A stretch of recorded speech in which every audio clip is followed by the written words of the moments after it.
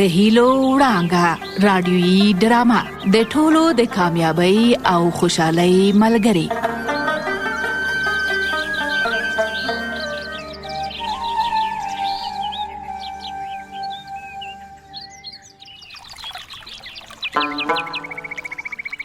اړیکې او د اړیکو پالل د انساني ژوند یو اساسي اړتیا ده. تاسو واوریدل چې زما اوسیدونکو ته هم د اړیکو پالل ډېر ارزښت لري.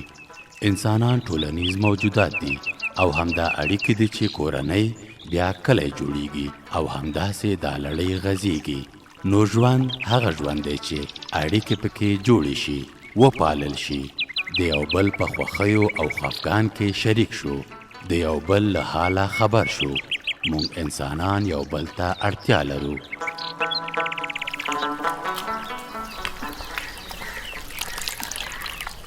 ګلالۍ لورې، وا ګلالۍ لورې، څه وایې مورې؟ هسې ما ویل چې په څه شي بوخته یې؟ څه شی نه کوم، نانځه کې لوبوم. ته لږه دلته راشه. ښه درځم، لږ صبر وکړه. تا بیا چیرې لاړې وا ګلالۍ؟ درغلم، دلته مې نانځه کې روغ ځای کېښودې. ښه شاباس، راشه له هغه تناب نه دې د پلار پټکی راواخله، هسې نه چې باد یې لاندې راوغورځوي. وچ شوی به وي؟ هو لورې، ډېر وخت یې مې مینځلی و، اوس به وچ شوی وي. ښه ده، را به وړم. چې له تناب نه دې راواخیست بیا یې په کوټه کې کېده. سمه ده مور جانې. آفرین، ته مې څومره ښه لور یې. ته مې ډېره ښه مور یې. خو څه ووایه، ولې خاندې؟ دا مې ویل چې زه د باندې وځم. د باندې څه کوې؟ له ملالۍ دې سره لوبې کوم. ښه سمه ده، لاړه شه، خو ګوره چې له چا سره جنګ ونه کړې. نه، جنګ به ولې کوم. زه به دا نورې جامې ومینځم، بیا به یې په تناب وغوړوم. السلام علیکم ورحمت الله وبرکاتو. وعلیکم سلام. د ګلالۍ پلاره، ستړی مه شې، راغلې په خیر؟ د ګلالۍ مورې په عزت اوسې. هغه زما پټکی خو پر تناب نه ښکاري، هسې نه چې کارغانو وړی وي او یا یې وزرې کړي وي. نه، کارغان خو لیوني نه دي چې ستا پټکی به له تناب نه وړي. هغه ګلالۍ په کوټه کې کېښود. ښه، هغه ورځ دې ویل چې خولۍ د کارغانو وړې ده. هغه خو مې هسې در سره ټوکې کولې. ښه، ډېر ښه، وایي خوږه خبره صدقه ده. اوس نو مهرباني وکړه، پټکی مې راواخله. ولې چېرته روان یې که څه؟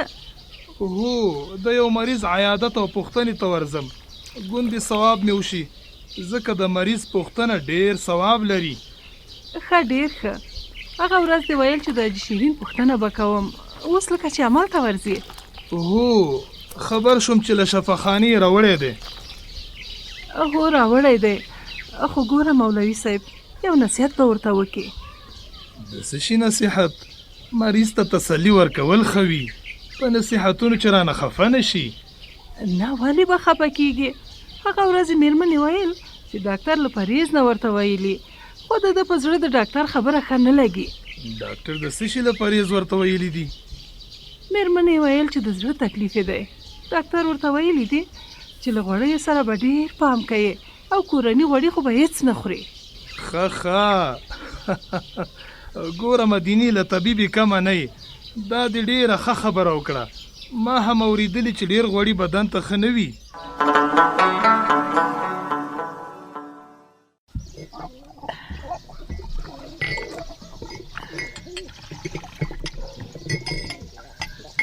شمسه زویه، راغلې؟ هو، پلار به څنګه دی مورې؟ وی صدقه دې شم، پلار دې رک روغ دی. نو چیرې دی چې زه ووینم؟ وی تر ژړا دې جار شم، ته یو ځلې دلته راشه، بیا به دې پلار ووینې. څه دې ویل مورې؟ ته خو یو ځل کښېنه چې مخ دې ومینځم.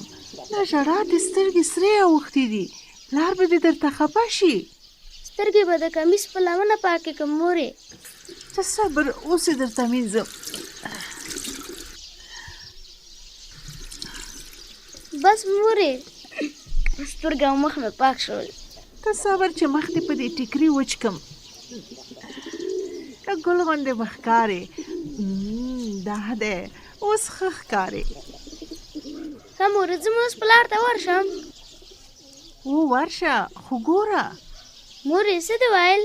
مور دې جار شه، هغه د پلار د ملا کړکۍ نه درته راګوري. شمسه زویه راځه زویه چې ډېر درپسې خفه وم. لاره درغلم. لاره زه هم درپسې خفه وم.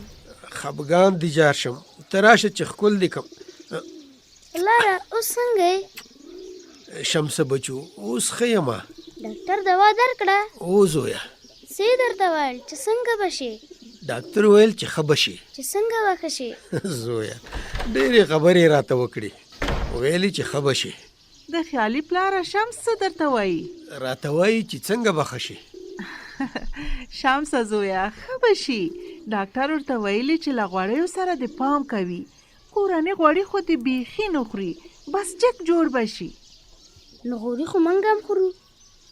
خو په پلار دې ښه نه لګېږي، د زړه رګونه یې بندوي. یاره کندې ګلې زه خو ګمان نه کوم چې د غوړیو خبره به وي. نو ته څه وایې چې د څه شي خبره به وي؟ نه پوهېږم، خو بس یوه ټکه ور باندې راغله. ګوره سړیه، د ډاکټرانو خبرې بابیزه مه ګڼه. څه یې چې درته ویلي ویې منه، له غوړیو نه کلک پرهېز وکړه. لاره مور مې ښه درته وایي. شمسه زویه ورته ګورو بچې. څنګه به ورته ګورو؟ خو داسې به ګورو چې زه بې غوړیو وخت تېرولی شم او که نه. شمسه زویه ته دروازې ته ورشه، لکه چې د پلار پوښتنې ته دې څوک راغلل. زه به لاړه شم چې چای تیار کړم.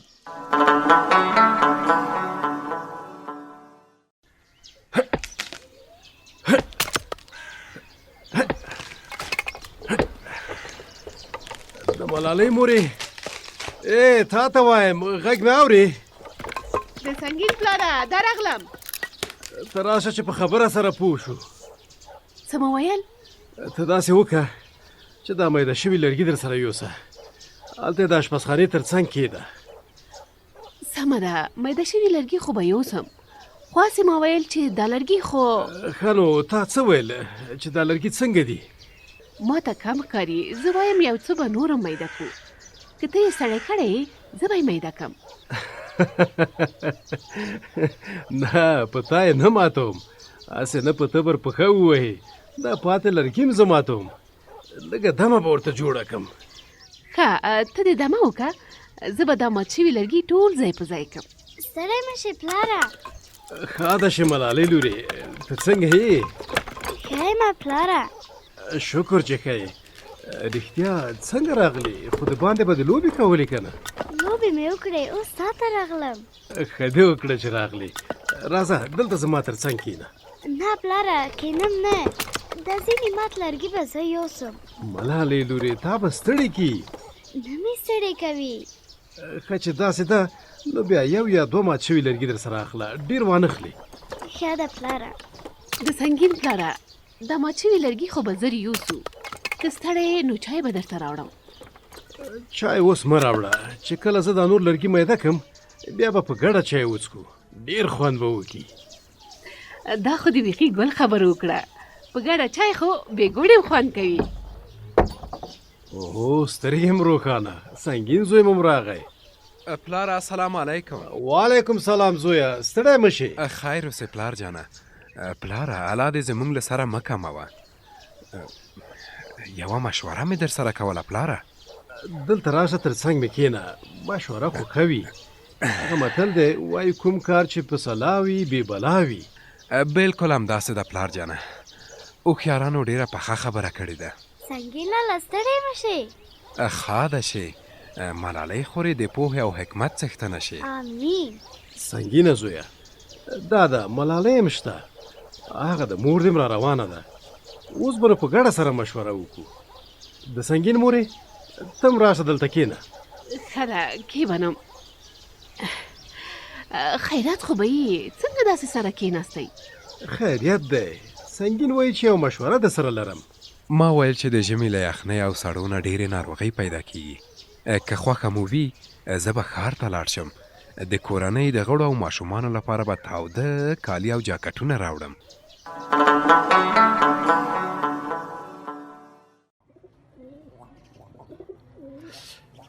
مولوي صاحب الله دې قدمونه د نیکۍ په تله کې واچوه.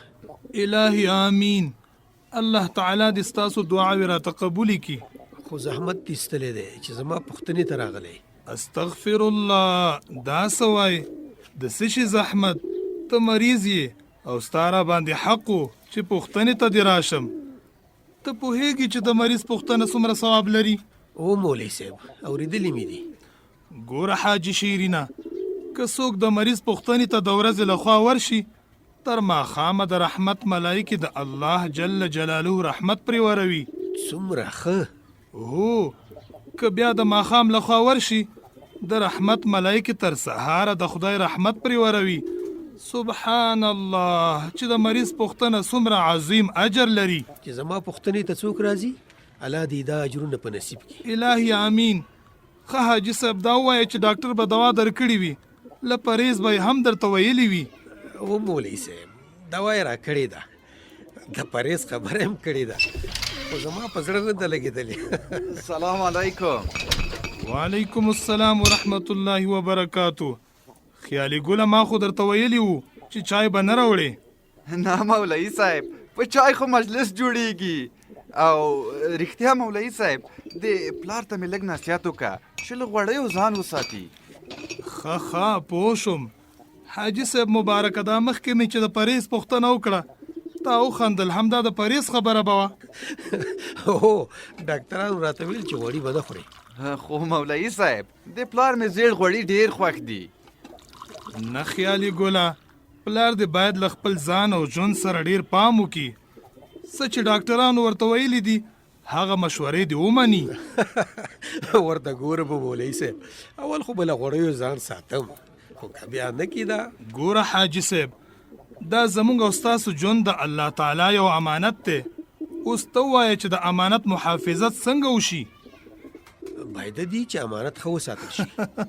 بس اوس دې خبره خلاصه کړه. دا چې په غوړیو ستا ژوند یعنی د الله جل جلاله امانت ته خطر او ضرر واقع کیږي، نو دا خو به له امانت سره جفا وي. مولوي صاحب ډېره ګل خبره دې وکړه، خو ورته پام دې دی پلار مې پکې څه ونه ویل، الهي سر وښوراوه. خو سر خورول دا معنی چې زما خبره یې ومنله که څنګه حاجي صاحب؟ او مولوي صاحب بس دعا راته کوه چې خدای مې له غوړیو زړه صبر کړي. الهي آمین. الله جل جلاله دې عاجله او کامله شفا نصیب کا. ښه که اجازه مو وي زه به درنه رخصت شم. مولوي صاحب غرمې ته پاتې شه، د پلار مې هم ساعت در سره تیر دی. خیالي ښه وایي مولوي صاحب، پاتې شه. غرمې ته به ښې مینې وریجې پخې کړو او زیړ غوړي به هم ورسره وي. مولوي صاحب ودې لیده اوس هم زیړ غوړي په زړه ورېږي. د ځان دپاره یې نه یادوم، د مولوي صاحب لپاره مې وویل. موږ نو ستا په مخ کې زیړ غوړي نشو خوړی. که در سره معطل کېږم نو ساده خواړه به خورو، داسې خواړه چې ستا لپاره هم ښه وي. خو زما کار دی، معطل کېږم نه.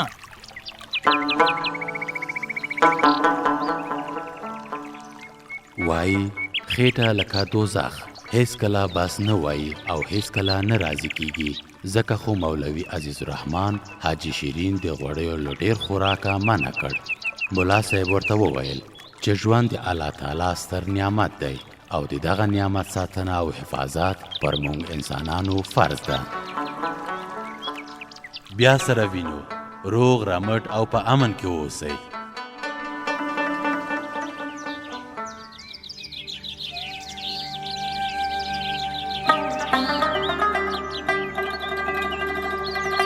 د هیلو وړانګه رادیويي ډرامه د ټولو د کامیابی او خوشحالۍ ملګری.